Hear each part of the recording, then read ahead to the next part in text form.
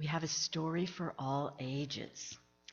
And AJ Price, who is our speaker today, is going to read that story. And then we're going to move kind of right into her presentation. So I'm going to introduce AJ now, and then she'll read the story. Okay. So AJ Price joined our fellowship in the summer of 2004 and remains an engaged member. In addition to a career in visual art, AJ is also a writer of poems, essays, and speeches. With an interest in normalizing inclusive language and broadening gender identity, AJ uses singular they/them pronouns. Their other hobbies include travel and trying new foods. And so the title of her speech, her presentation today is Rough and Tumble, Discovering Wholeness in Broken Parts. And I will just add one thing, that in that rough and tumble, Bets and I had a little bit of a wrestling match over who is going to facilitate for AJ today, because we both really like her. So I'd like to introduce AJ Price. We really like them.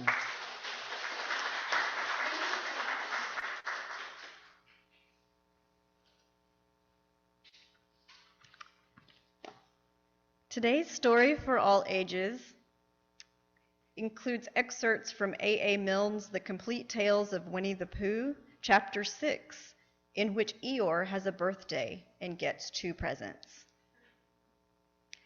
In this memorable story, Pooh Bear encounters his morose donkey friend Eeyore sitting on the banks of a stream, seeming extra down. "What's the matter?" asks Pooh. "Nothing, Pooh Bear, nothing. We can't all, and some of us don't. That's all there is to it." "Can't all what?" asked Pooh. "Gaiety, song and dance. Here we go round the mulberry bush." Eeyore continues to make cryptic and sarcastic remarks until eventually Pooh works out that it's Eeyore's birthday and no one knew. He decides to improvise and bring back a gift immediately. Gets home, discovers that Piglet has come to visit, and explains the unfortunate situation. Pooh selects a jar of honey from the cupboard. "I'm giving this to Eeyore as a present. What are you going to give?" "Couldn't I give it too?" said Piglet, "from both of us?" "No," said Pooh, "that would not be a good plan." Piglet, "All right then, I'll give him a balloon. I've got one left from my party." They separated, agreeing to meet up at the stream to surprise and cheer up Eeyore. Piglet rushes home and retrieves the balloon, but in carrying something as large as himself, he trips and bursts it. Piglet lay there, wondering what had happened. At first, he thought that the whole world had blown up. And then he thought perhaps only the forest part of it had.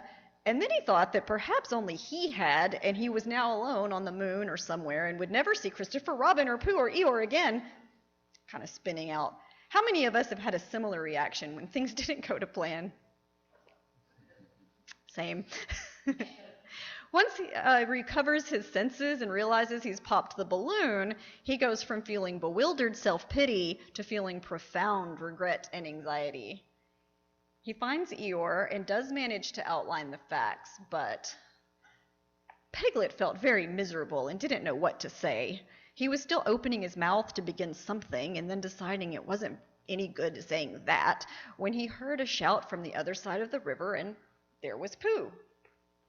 Now, Pooh had also had a stumble of sorts. Having gotten hungry on the walk, he mindlessly forgot his mission and ate all the honey.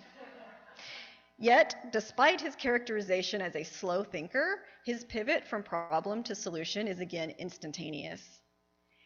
He consults his very literate friend Owl to customize the now empty jar with a message, and then carries on with the slightly amended plan. "I've brought you a little present," said Pooh excitedly. "It's a useful pot. Here it is, and it's got a very happy birthday with love from Pooh written on it."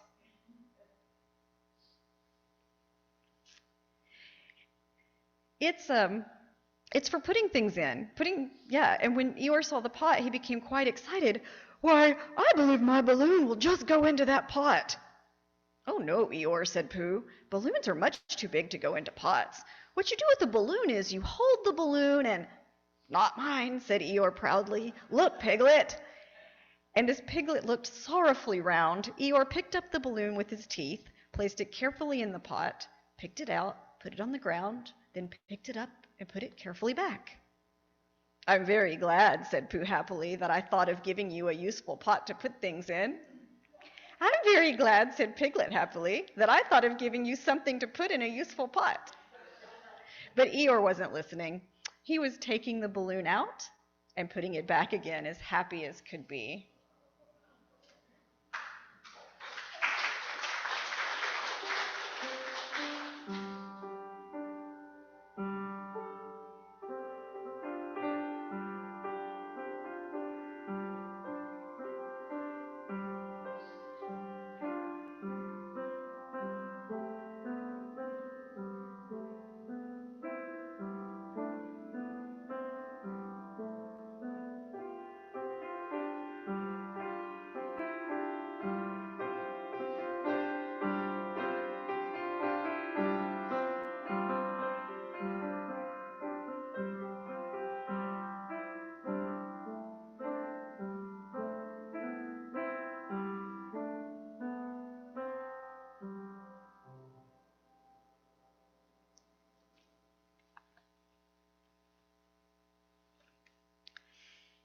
What are the tools of an artist who works in clay? A potter needs a potter's wheel, plus sponges, flat ribs, and needle tools just to get started. Then there are loop tools and other funny-looking things for trimming off excess clay once the pot has dried somewhat. Sculptors have their own just right kit, and hand builders put all sorts of things into service to roll out clay and add texture. Artists who glaze also need brushes to apply it, or dipping buckets or sprayers. We all need access to a kiln and the power or fuel to finally get the job done. Eventually, though, another tool that most artists feel they need is a hammer.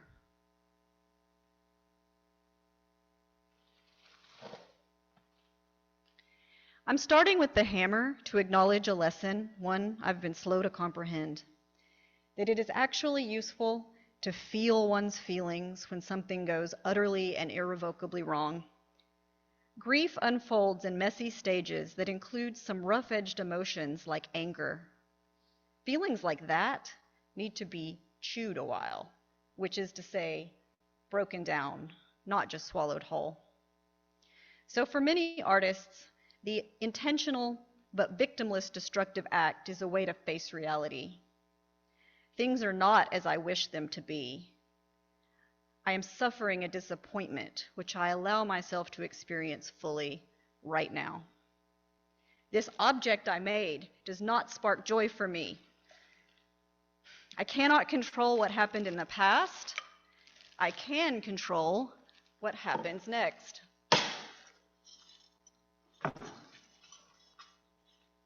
For many of us, breaking down an already broken thing into smaller pieces is a cathartic act. But how does making things worse purge the associated negative feelings? For me, in addition to a physical release, smashing an already cracked thing instantly burns some bridges I shouldn't go down. The bridge of, if only, and the bridge of sunk cost, and the bridge of settling for less because I'm not worthy of my original goal anyway. So I wield the hammer with fewer and fewer reservations. My fellow potters know that I've embraced this philosophy, and they sometimes ask me to play undertaker to their own recently deceased pots. I'm a respectful reaper, and I do my duty. But even after my ritualized tantrum is complete, the pile of broken pieces can be wickedly sharp, dangerous to passers-by, and a cruel reminder of tragedy and failure. That's why I stopped hammering pots in the yard and started doing them inside a big cardboard box in the house. One day, among the shards on the top layer in the box, I noticed a chunk from a big textured bowl my friend had made. That bowl, which she'd worked so hard on, went badly wrong in the kiln, so she encouraged me to turn it into smithereens on her behalf. This humble, broken part was so artful in its organic shape and its arrangement of colors and ridges, I deemed it prettier than the lopsided, chipped, overfired bowl had ever been. Since it was still razor sharp along the perimeter, I decided to use a Dremel tool to see if I could smooth out its edges, thinking someone might like it as a jewelry pendant. As it turns out, stoneware is aptly named. It's hard as a rock. And while my method worked, it was tedious enough that I had a long time to think of a better way to do what I was doing. Soon I started experimenting, adding miscellaneous shards from the box, a handful at a time, into a mechanical rock tumbler. Eureka! Set it and forget it for a few days or a few weeks. The transformation is unpredictable in the best way and very satisfying. Even now, when I've lost count of the number of smashed pots that have gone through the process, opening the drums and revealing each new batch feels like unwrapping a gift. Anything that feels like a delightful gift ought not to be hoarded. So I workshopped ideas with another enthusiastic friend on how to add these fun byproducts to my regular sales inventory. We worked late into the evening as she helped curate little packs of 12 individually wrapped pieces. Meanwhile, I wrote draft after draft of a label, hoping to convey to potential buyers what in the world they were getting and why it made any sense. My friend didn't care for the word shards, but she gave a full blessing to the enterprise once I called our invention surprise stones. Some people don't quite get it, but some really do.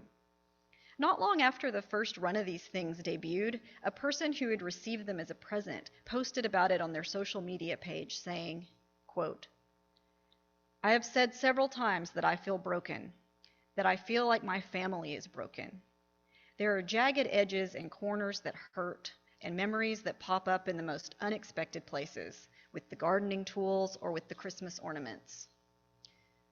The writer went on to thank the person who'd sent the gift and concluded with this affirmation: "Nobody needs to fix me. I'm broken, and it's beautiful." Those words seemed fitting since programs this month will all be on that same theme, nurturing beauty.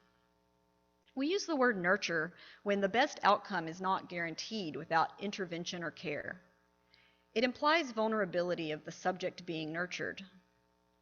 As someone who tends to have broad interests, I often feel vulnerable about the depth and validity of my skills in any one area. I once heard a more established artist use the word dilettante in a pejorative way about someone else. While it wasn't directed at me, I felt sheepish because I had to look up that unfamiliar word, which, as it turns out, means a person who cultivates an area of interest, such as the arts, without real commitment or knowledge. Yikes, I thought. Am I that? What is the threshold for enough knowledge not to be that anymore? And what constitutes a real commitment?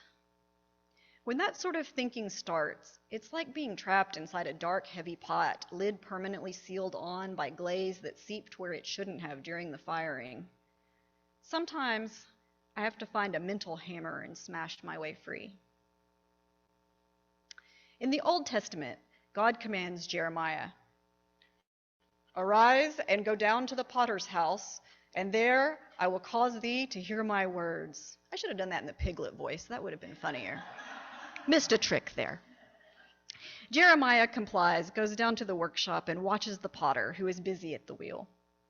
As Jeremiah looks on, a single clumsy motion of the artist's hand completely ruins the would-be pot. So the potter smooshes up that clay and starts all over again.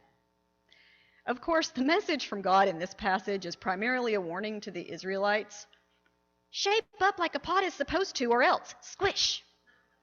Yet, I find comfort in the story. First, a character who is so much the expert and authority as to be called simply the potter still doesn't get it right every time. Secondly, even after a self-induced failure, success can suddenly resume as if nothing bad happened. Coincidentally, I've never felt more like an artist than when I'm messing around with these tumbled pot shards. Just over a year ago, April 3rd, 2021, I created a special piece of art that will always be meaningful to me. I called it Falling Shards, Tribute to Steve Coney, which is made of this 18.5 by 12.5 by 9-inch plywood box, chopsticks, tumbled shards, monofilament, paper clips, and super glue. Years ago, my dear neighbor Steve and his friend Fred helped me construct a huge built-in shelving system for storing CDs in a window with a sill that was about the same depth as the jewel cases. Later, Steve and I deconstructed that unit to create nesting boxes so that I could better display my pottery at art shows, which, by the way, there is one going on yesterday and today at the Dickinson Railroad Museum, so if you want to buy a little pot or a big one, you can go there till 4 o'clock today. It was appropriate that when he passed away, one of these metamorphized boxes became the structure for actually doing something with my tumbled pieces of old broken pots. The work is not a static, infinitely fixed arrangement. Rather, the composition relies on an impermanent tension of clear monofilament wires. Pieces tied to either end turn and sway, reliant on their superglued rainbows of broken paper clips to keep them suspended. Similar invisible tethers once held together a familiar but weakened body and its vibrant, generous spirit, and were mercifully released when the time was right. At a gathering that was as pandemic safe as we could make it, his family and friends also hung together for a few hours to reminisce in fondness. Before and after that excellent memorial event, I was working on my project. Pottery gets broken in many ways, fumbled by clumsy hands, swatted by curious cats, and as I have mentioned, quality controlled by dissatisfied creators. After a crash, the artist must pick up the pieces and continue making art. People's lives get broken in many ways, too. Time smooths out the rough edges. Then we pick up the pieces and find beauty in whatever comes next. The past few years have separated many in this congregation from loved ones, whether by death, divorce, distance, or differences. I acknowledge your need to mourn the loss, and I admit that I probably withdrew when I should have reached out. Today I reach out in my way with a gift which may or may not be something you'll like. I'm going to be sending around, thanks to Betts and Grant, baskets of wrapped up surprise stones. So feel free to grab one or two or more if you're taking them to share with our friends who are here via Zoom instead of in person.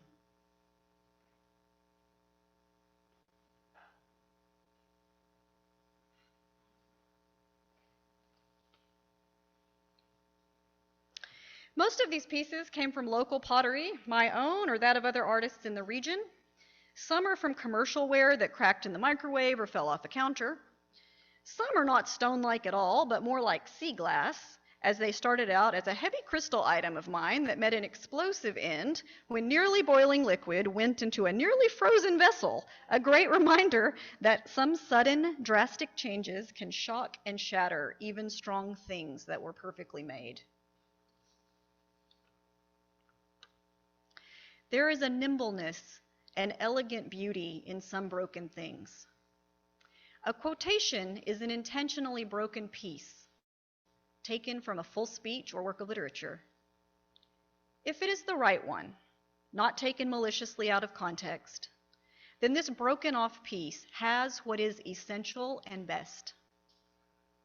I hope that will be the case as I share in conclusion only the last half of a poem by Pablo Neruda, Ode to Broken Things Which Nobody Broke, but which got broken anyway.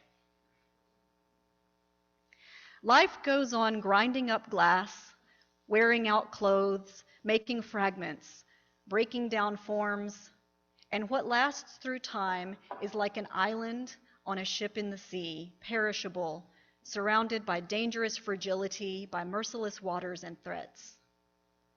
Let's put all our treasures together, the clocks, plates, cups cracked by the cold, into a sack and carry them into the sea. And let our possessions sink into one alarming breaker that sounds like a river. May whatever breaks be reconstructed by the sea with the long labor of its tides.